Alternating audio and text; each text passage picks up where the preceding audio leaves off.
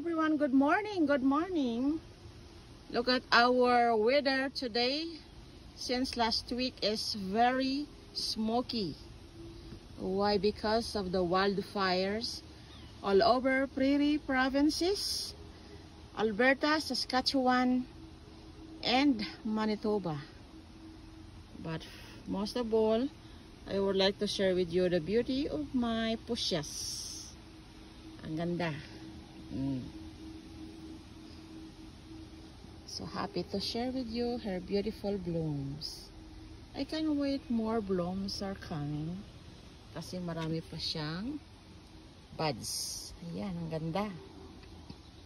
Thanks for watching. Love, Nansky. Sending hugs to all of you from Becker's family. Ayan ang weather, oh, mausok.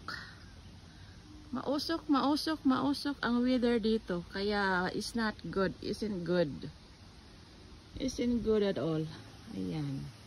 Thanks for watching. Love, Nansky.